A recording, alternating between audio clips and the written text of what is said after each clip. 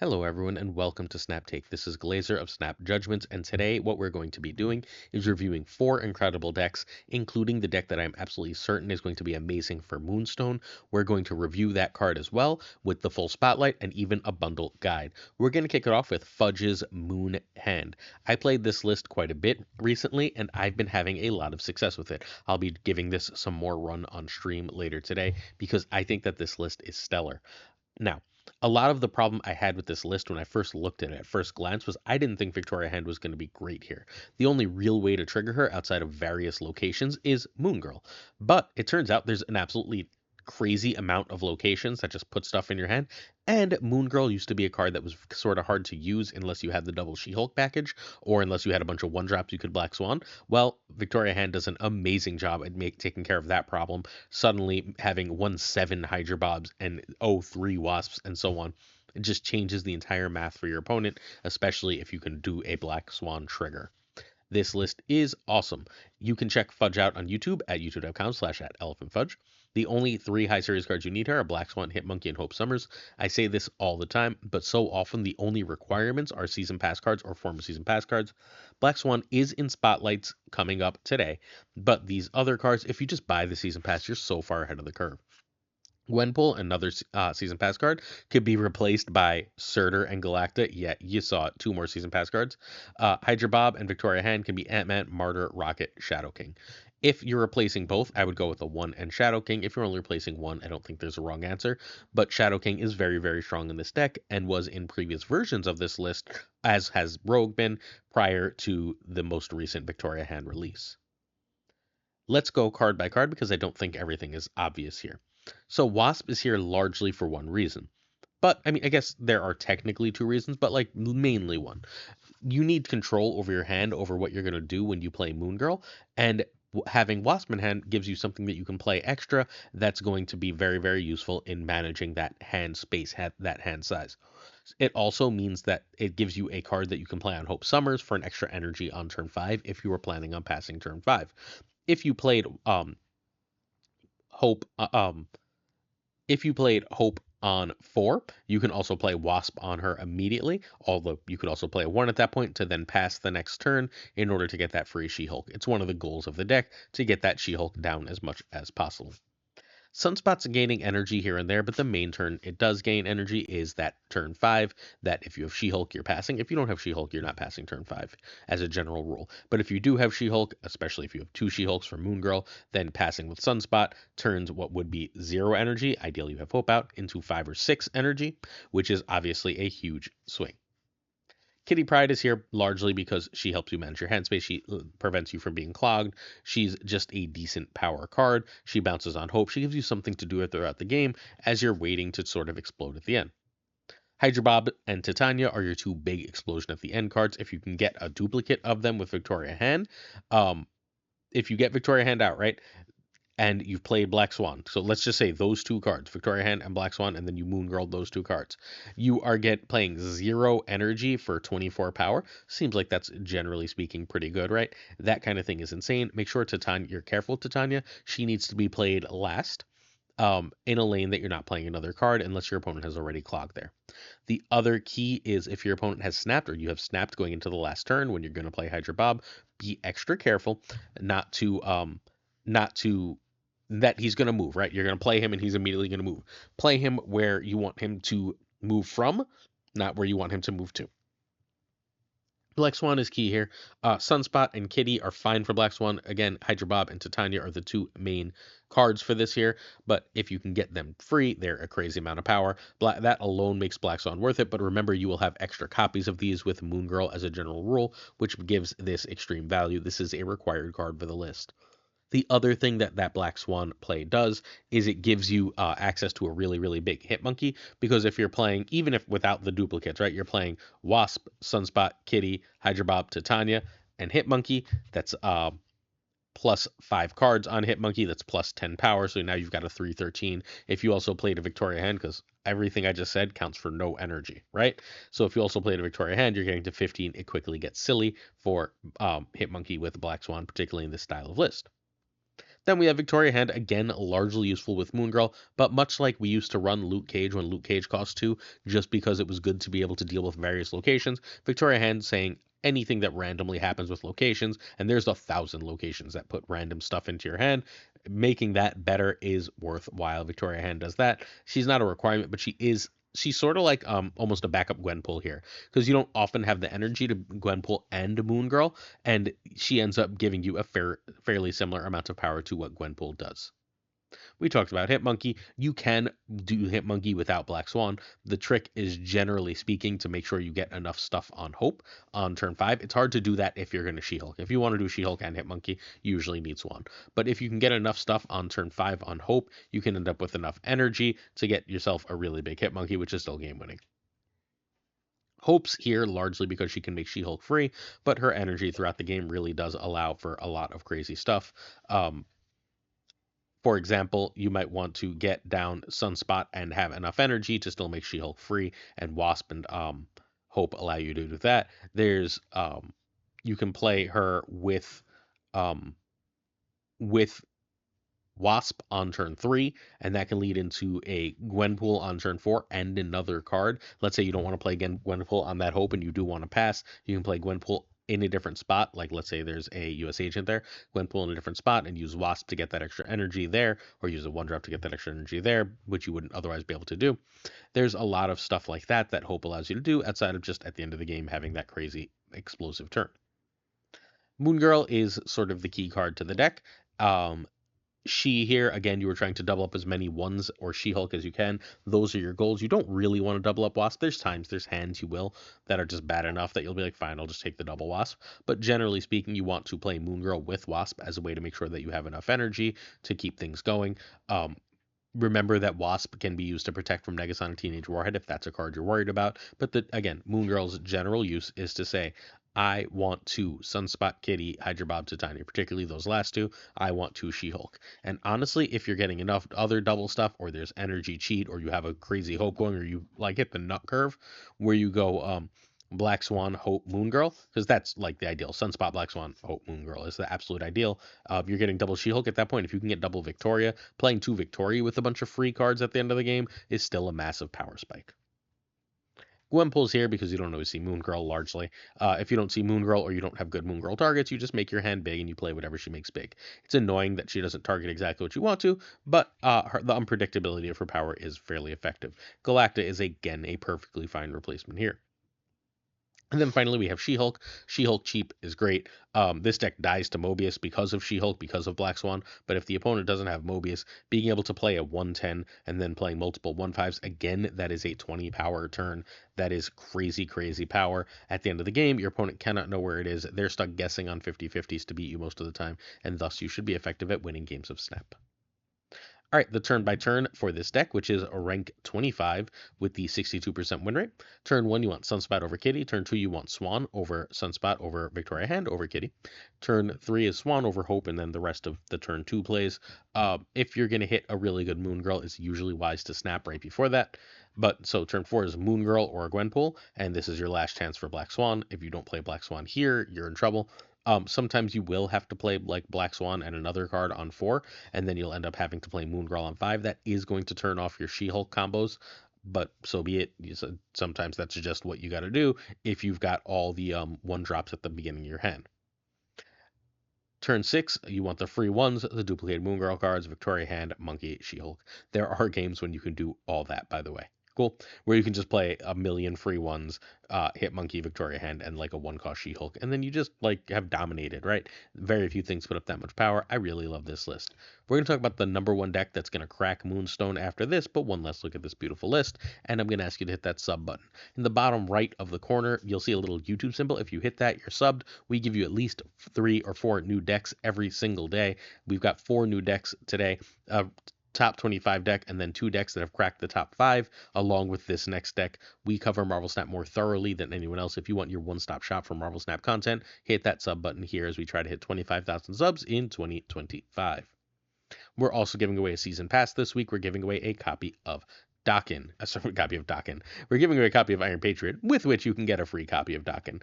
All you have to do is hit that sub, like, and then later this video, I'm going to ask a question. You answer that question in the comments, and you are entered to win Iron Patriot. All right, Moonstone is the card that comes out today. She is a 4/6, which is decent stats, right? If she was a 4/5, I think I'd be a little lower on her. Ongoing has the ongoing effects of your 1, 2, and 3 cost cards here, and you should immediately be going like, oh, that's Ant-Man. Oh, that's Ravonna. Oh, that's Captain America. Oh, that's Punisher, so on and so forth. I'm not 1,000% sold on any of those actually being effective in any meaningful way. I think what we really want to use this with is Victoria Hand. So the first thing I'm going to say is if you didn't get Victoria Hand, I'm not sure you should get Moonstone. If you did get Victoria Hand, I think Moonstone will be a nice tool to have, but not a requirement. The real place I really want to use this, that I think this is going to be super effective, is not necessarily on Victoria Hand herself, although that's obviously a plus. I want to be using Moonstone on Quinjet. We found, or if you've been paying attention, we had this splat deck a little while ago that was built around making 7 turns and figuring out how to get Sarah with Onslaught on top and then playing a million threes. Moonstone should allow for a similar strategy on a much cheaper level with cards like Moon Girl cards, turning the Snow Guard birds into 1-costers and so on, and I fully expect that to be a really, really powerful home for this card. Again, I'm calling it right now. I think Quinjet is going to be the secret, super powerful thing to do with it, although cards like Speed and Ant-Man and Dazzler and so on will be quite good as well. The real key is going to be using it to make things cheaper or exponentially bigger, and the cards, again, that really do these things are Victoria Hand and Quinjet. It's possible Ravonna and Patriot sneak in there as well. We'll see if we can come up with a Ravonna Patriot deck that's going to want this as well. But for the time being, this is where I land for this card. Cool? Before we go forward, we're going to review the spotlight and we're going to review the deck. I also want to note something. Don't buy this card today. Unless you are flush with resources and have a million things, please don't buy this card today. Unless you're like a content creator and have a reason to. Here's what we do on the channel. So on Thursday's video, I'm going to get top player thoughts on this card for you. I'm going to ask a bunch of top 100 Infinite players, people who play the game the most at the highest level, who understand the game best, what they think of Moonstone. With what they think of Moonstone, I am going to then present that to you. I'm going to combine that with the stats with my own experiences, and then I'm going to present that to you on Friday for weekend missions. Then at the end of the weekend, on either Sunday or Monday's video, you can check yesterday if you're curious about Victoria Hands, I'm going to do a last chance review of Moonstone with every bit of information possible. You get nothing but the potential of missing out on by buying a bad card, by buying on day one. I'm a content creator. I buy everything because I need to in order to make this content. Therefore, you should wait. Let me be the person who buys the card. If it's terrible, I'll let you know. If it's awesome, we'll all know pretty quickly, and then you can go spend your resources. Hopefully that makes sense to everyone. I know people that have followed this model who are like 5 to 10 cards from game complete, but are meta complete. They have every meta card, every meta deck available in Marvel Snap. So that's what you should absolutely be doing for Moonstone. Cool?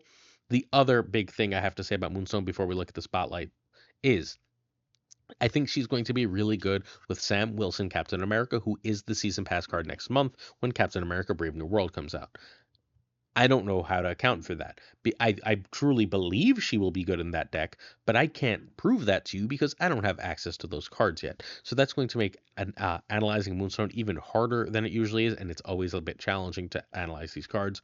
So be forewarned that we're going to be analyzing Moonstone with limited information, knowing that we have another huge, important, cheap ongoing card coming next month. Moonstone comes with 2 cards. One is Black Swan, and if you don't have Black Swan, I think you should get it for 3 reasons if you want one of 3 decks.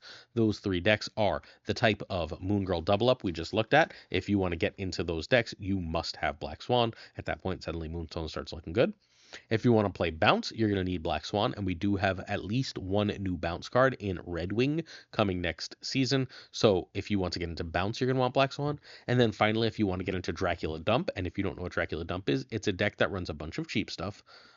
Fundamentally, Dracula and then Infinite and Magneto. And what it wants to do is it wants to play Dracula, trigger Black Swan, play all the free ones, and then let the only thing in hand be that Infinite for Dracula to discard, which is a pretty damn good plan. It works out reasonably effectively. Black Swan is absolutely required for that deck, though. So if you have interest in those 3 decks, you need to go get Black Swan. Go get Black Swan. I don't like this variant. It does at least look alien and weird, which Black Swan should, but I don't know. It's a little bit off to me. Um, I hate this Nocturne variant, and Nocturne's not a very good card right now. Save yourself the time and effort. You don't want Nocturne right now. There was a moment when she was the best card in the game. Both power creep and her own nerf have knocked her down a huge peg. I reserve the right to change this if she's rebuffed on Thursday in the OTA, but for the time being, no thank you, Nocturne.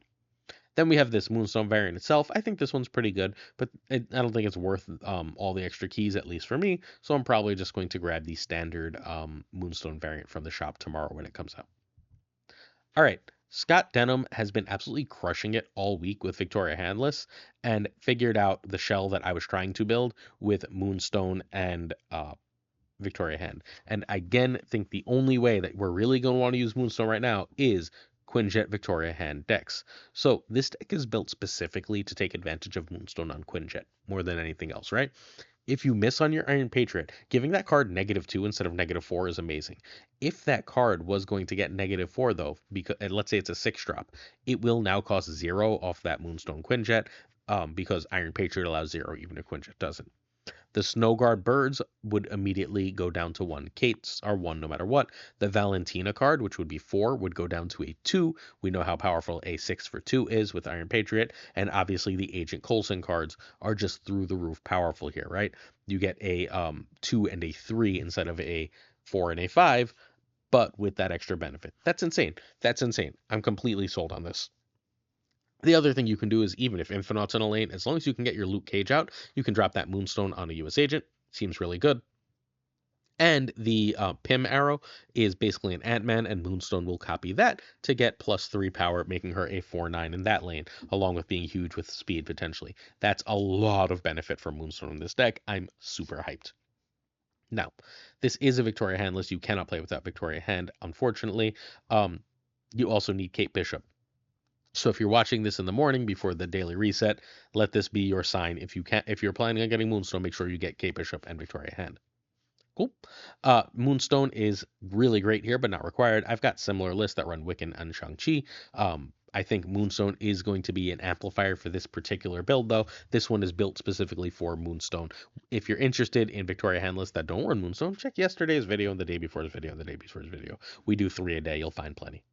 If you don't have Frigga, you can run Mystique, and I'm pretty sure that Frigga is better than Mystique usually. I'm less sold in this list. My logic here being that if I go Victoria Hand Mystique in 2 different lanes, now all of a sudden I have that Moonstone that I can play on Mystique. So Mystique is probably still worse than Frigga because that second Victoria Hand, which is cheaper. That second Victoria Hand, which is cheaper, also gets the buff, and having like a 1/5 Victoria Hand is pretty damn solid, but you'll be fine either way. US Agent can be US Agent and Iron Patriot can be Maria Hill or Agent 13. You just want card generators here. You can try Shang for US Agent as well. Speed can be Mr. Fantastic or Captain America. I don't think Captain America is going to be terrible here at all. I'm curious if Mr. Fantastic actually has a little mini renaissance, because you get 8 in the mid lane and then you get 4 in each other lane. That's relatively Doctor Doomish for playing Mr. Fantastic with Moonstone. However, the problem there is that that's still 9 energy, which is less than just playing Doctor Doom himself. So I don't know if it's actually going to be worth it, but I think it's probably fine to mess around with. All right, let's go card by card for this, and then we'll do turn by turn. So Quinjet is the juice that stirs the drink here. Again, the Snow Guard cards, the Iron Patriot card, the US Agent card, the Valentina card, the Agent Coulson card, all benefit, as will the Frigga card, which is awesome.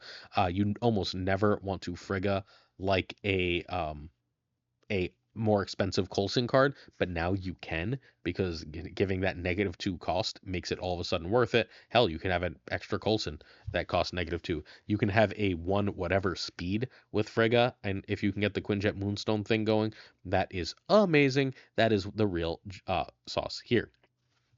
Snow Guard is a card that I had been cutting from all of my Victoria hand decks because I'm running out of hand size early in the game, because running Snow Guard means that I don't want a Kate on turn 2, and I don't want a Coulson on turn 3, and both of those cards are more important, right? Well, you end up basically okay doing so if you can make them cost 1. And that's fundamentally what this deck is trying to do, right? What this deck is doing is saying, I'm not going to play Snow Guard early. I'm going to play Snow Guard later in the game and then have access to all these extra control tools. You can play it early if you don't have, like, if you're going to go Snow Guard, Victoria Hand, Luke Cage, or Snow Guard, Victoria Hand, Speed, fine, right? Like, that's totally fine. Get that out there, have fun. But otherwise, you have to be careful with the card early. It's still worth it, largely because Magic is having a bit of a moment. I'm seeing a lot of Magic, and having access to that Snow Guard bird, especially for one, is backbreaking. When that's a 1/5, just chef's frickin' kiss. Iron Patriot's, again, not required here, but he is very good. He is probably the best 2-drop in the game as far as just generically going into decks, and thus he should be here. You play Iron Patriot. Once you've played Iron Patriot, you try and win that lane. If you lose that, speed is your best bet to win that lane, by the way, usually. If you get a 1 into Iron Patriot into speed, you have usually a 8 power lane, which is big enough to win most of the time if you had priority. If you can't win it that way, don't stress it. You don't need Iron Patriot.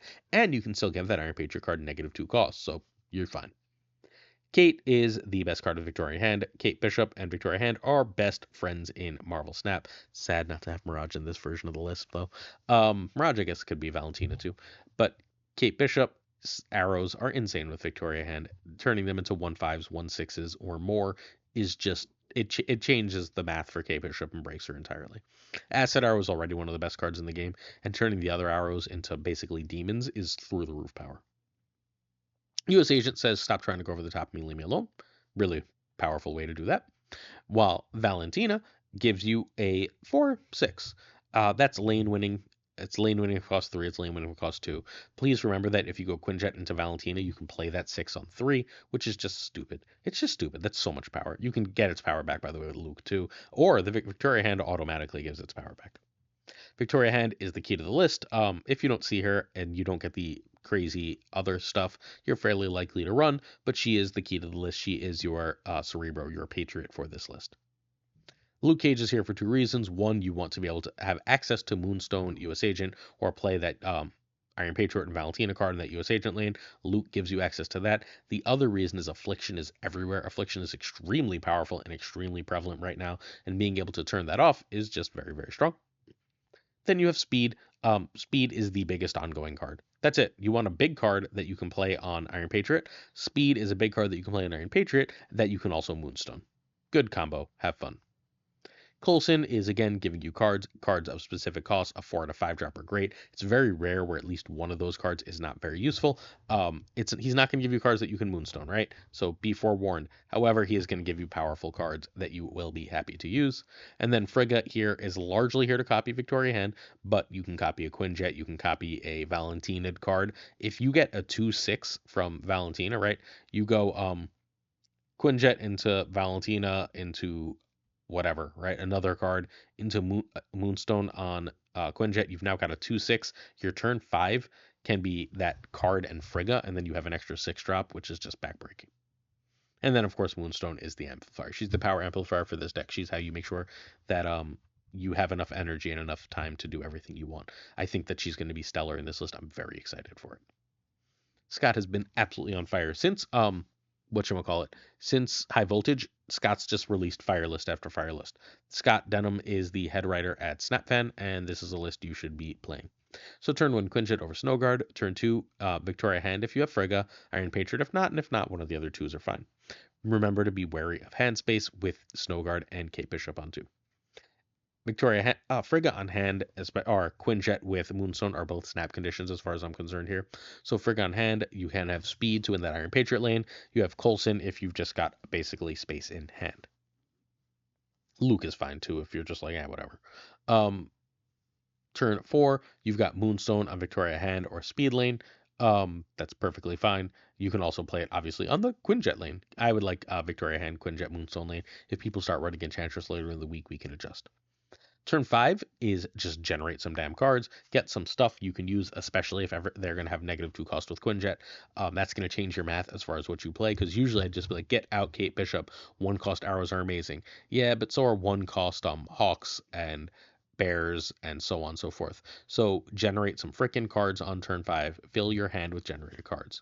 Turn 6, play those generated cards, win. Sometimes you're going to play a second or first Victoria Hand at this point too. After this, we're going to look at the combo, but this is what I will be playing on stream. I should be streaming at about 6:30 tonight, 6:30 p.m. Eastern tonight at twitch.tv/pulseglazer and right here on YouTube. So please check it out. I will be playing this list first, and then we will go from there. I'm sure I will have like 5 or 6 people send me lists, and we're going to run through them and get a good feel for Victoria Hand. Sorry, for a Moonstone with Victoria Hand tonight. We have a bundle that has a Series 5 card. It is Total Buzzkill. This is 161.4% progress, which means it is terrible value. That 172% is what we consider average value. Anything below that is a no buy. There is an exception. If you are dying to play a Nihilus, please feel free to grab this. I don't think a Nihilus is meta. I don't think a Nihilus is worth getting, and I think there are better places to spend our money coming up. So I urge you to skip this. But if you're dying to play a Nihilus decks, and there are some decent ones, then please feel free to grab this card. All right, but the combo. But managed to hit the top 5, but is probably, I know I keep saying but, I'm sorry, is one of the best players in all of Marvel Snap. He won 2 different Snap Judgments League tournaments. He's been number 4 at the end of the season on the Infinite Leaderboard. He's an absolute monster at this game. And he's an adult with like a life, and he's still an absolute monster at this game, which is very, very impressive. Bud has been playing this absolutely wild deck that he did not think was going to work, and then it totally did. This is a very powerful and effective Marvel Snap list. What you ultimately are trying to do is use Blink to get whatever combo piece off, preferably with M'Baku at the end of the game. Sometimes you're going to be going for a Kyera to prevent a Killmonger. Sometimes you're going to be going for a Shauna to fill your board. Sometimes you're going to do that on a lane that has a Blue Marvel or Khazar in it, because Onslaught will absolutely be backbreaking. That kind of play is sort of up to you. It depends what you've seen, what you're doing in the list, but it works crazy. And then you get the M'Baku back, and the M'Baku is either a 1-3 or 1-4. So this deck needs Kyra, Blink, and Kate Bishop. I usually say we can just replace Kyra in these lists, but because of all the Kate Bishop, Victoria Hand stuff around, there is a reasonable amount of Killmonger, the matter particularly Invisible Woman Killmonger, which means I think right now you do need Kyra. If you don't have Kyra and are interested in this list, Kyra is in spotlights next week. Blink is absolutely pivotal here, as is Kate Bishop. You can try to run extra 1s over Kate Bishop if you must. Hydra Bob can be Squirrel Girl here. I miss Squirrel Girl when I play this. I think she should be here. Not over Hydra Bob, but I don't know. She should be here. If you don't have Iron Patriot, you run Dazzler. Dazzler's great. She's often huge. And then Wiccan can be Anti-Venom here. Anti-Venom's actually shockingly effective in this list. So this is currently the rank 7 list as of recording, and it peaked at number 5. We're going to look at another top 5 list right after this.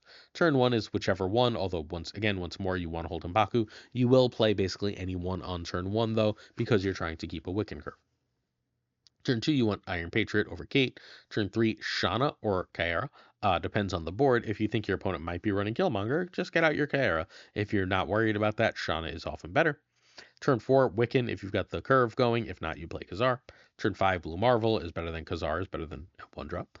Better than Khazar plus a 1-drop. And then turn 6 is Onslaught or Blink +1, and that 1 is ideally M'Baku, and then you're sort of using that to go get a card. If you've seen, this benefits from a deck tracker, so you know what your Blink is going to get, but Blink M'Baku is just crazy powerful in this list. You should give this a try. It doesn't look like it's going to be good, but it's stupidly effective. Go play it. People have been messaging me all day. I featured it in yesterday's video. It's just like a list I think will be good this season, because I think Zoo is going to be really good this season. So, yeah, play it, live it, love it. Hey, again, I'll be live tonight at twitch.tv/pulseglazer. Want to win a season pass? Well, tell me your thoughts on Moonstone, I don't actually know her first name, on Moonstone in the comments to this video, and you are entered to win an Iron Patriot. All right, next up we have Stefan. Stefan is top 5 with this list. KM featured this. That's why it's at the end of the video, because I figure a reasonable number you might have seen it, but we should still break it down to make sure everyone has access to it. This list is cheaper than it looks. It is extraordinarily powerful, but cheaper than it looks. Ronin is great right now. There's a lot of Victoria Hand stuff, a lot of people filling their hands with cards, which means they are doing a lot of the job of making your Ronin really strong. At that point, you can basically beat people by putting Killmonger behind Invisible Woman. That's all this list is trying to do, right? It's saying, I've got this victory locked up, and there's nothing the opponent can do about it. Very, very strong. Stefan is one of the top players. He often builds completely crazy decks, often with cards like Ronin, Invisible Woman, and Supergiant. This deck needs anti-venom. If you don't have it, I don't think you can run it, but there is an anti-venom bundle coming next month for gold. If you can save 4,500 gold, that bundle seems amazing. Malekith can be Sarah here. You do lose a fair amount. A lot of what Malekith does here is, it helps you draw into stuff, but B, it gives you a chance to see that Killmonger, that US Agent, those game-winning cards that you would otherwise not be seeing in the game. Copycat can be Negasonic, and if you don't have the series 4 or 5 options, which would be like Rocket and Groot would be fine as Copycat, and so would I don't know, just all those cards, Gladiator, etc., etc. And then US Agent can be Shang-Chi, although now the deck's gotten expensive and I may want Zabu. Cool.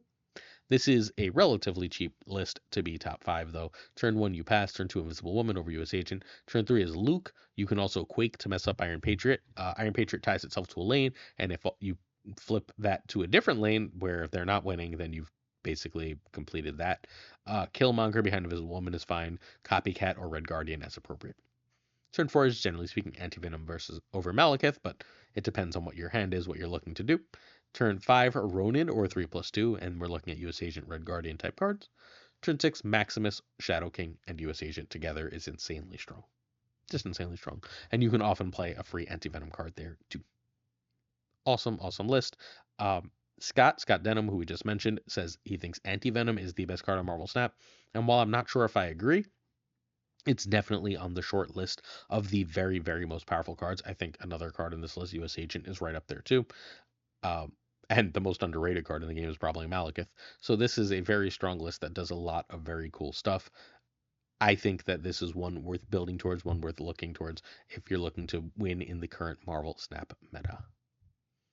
Hey, if you want to see gameplay from all these decks, I'm just playing the Moonstone tonight. Please check out the stream team. Today is Tuesday, so at about 12 p.m. Eastern, the great Prashaun will be streaming with all these other lists, so make sure you go check that out.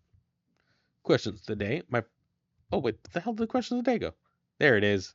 Am I out of order? Yeah. All right, whatever. I'll fix it after. Kiertixley, what cards should be in spotlights with Moonstone? So if I was designing this to be thematic so that it made sense, I would put 2 of Speed, US Agent, Ravonna in the spotlights with Moonstone. I think that choosing other cheap ongoings to go with her would be a really, like, if they did that more often, people would be much, much happier with the spotlight system. Everything would make more sense, and people would have a better chance of playing actual cool decks.